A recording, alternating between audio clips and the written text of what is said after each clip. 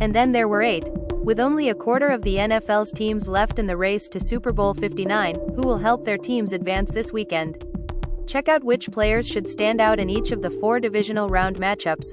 Patrick Mahomes is not a player you want to face in the postseason.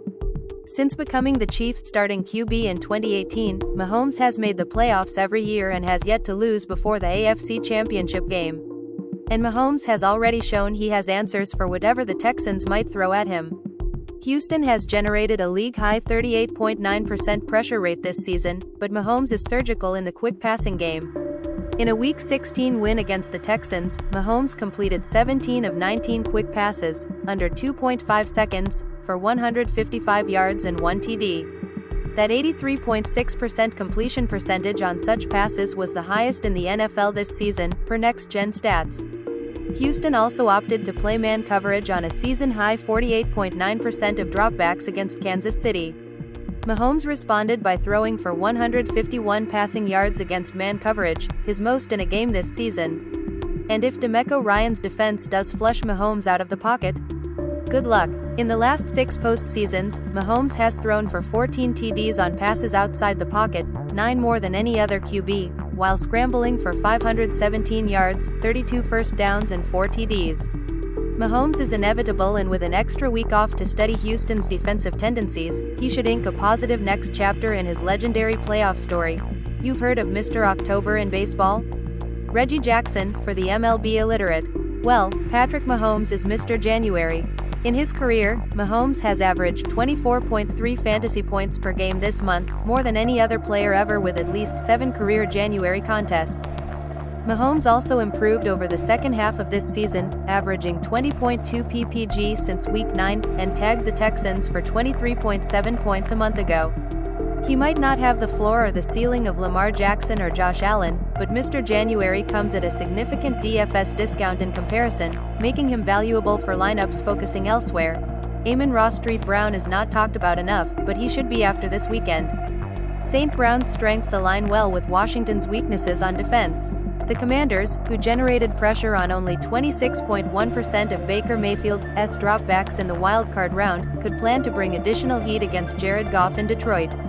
However, Washington has allowed the highest explosive pass rate, 26.1%, when blitzing this season, per Next Gen Stats. What's more, St. Brown is an exceptional blitz beater. The Lions' WR is tied for the league lead with 27 first down conversions against the blitz this season and sits above his NFL peers with 88 such first downs since 2022. Traditionally a slot threat, St. Brown has aligned out wide on over half his snaps this season, 51.2%. For the first time in his career. And he has been just as lethal. St. Brown's 89.3% catch rate from a wide alignment is the highest by an WR, with at least 25 such targets, in a season since at least 2016. St. Brown should feast no matter where he aligns or who defends him. Commanders' CB Marshawn Lattimore has allowed 10 receptions for 141 yards and 2 TDs against WR1s over his past 2 games, while his teammate Benjamin Street just has allowed a team-high 686 yards as the nearest defender in coverage this season. Prepare for the sun god to shine bright on Saturday night. The Commanders' largely improved defense has a bit of a flaw in its armor when it comes to efficiency against the slot. Washington has allowed the 4th highest passer rating, EPA per dropback and success rate on targets to the slot this year and has allowed 12 touchdowns on those targets, tied for 3rd most, despite tying for 6th fewest slot targets faced. Amon-Ra St. Brown spends about 34% of his snaps in the slot, highest on the team, and had 5 receiving scores from that alignment in 2024, only Brian Thomas Jr. had more among wideouts. St. Brown's price is high, but so are his floor and his ceiling in a sneaky good matchup. A.J. Brown might not have had the 2025 playoff debut he expected, but a bounce-back opportunity is ripe for the picking this weekend. Brown's Eagles draw a familiar foe in a Rams team that is playing inspired football for its city.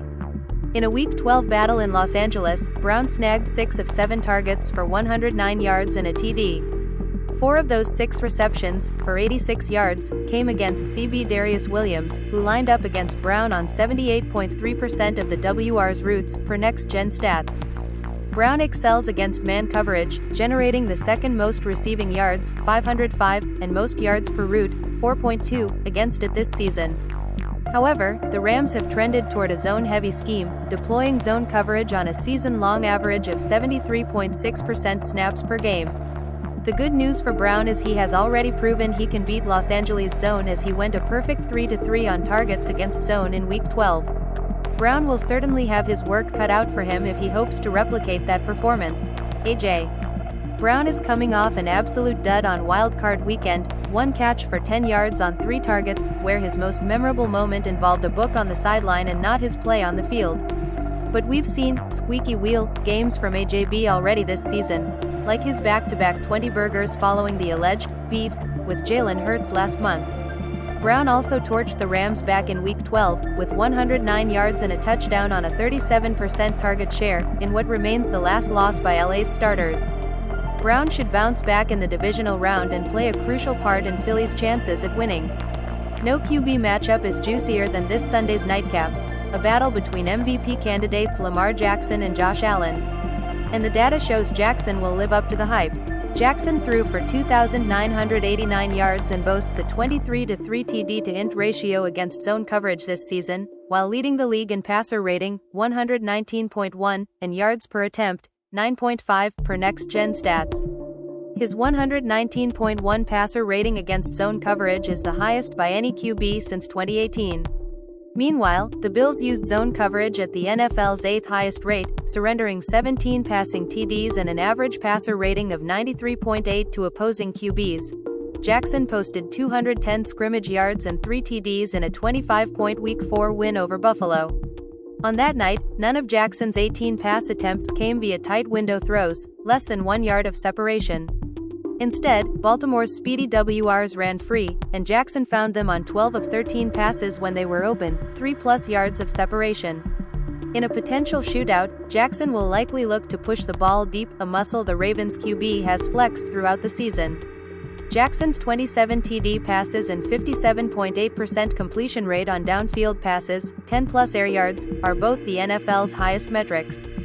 Even if Zay Flowers is a no-go on Sunday, Jackson has proven he can spread the wealth. In Week 4, none of Jackson's 4 downfield completions went to Flowers. If you're not interested in the discount route at QB, you may as well go with fantasy's top scorer in Lamar Jackson.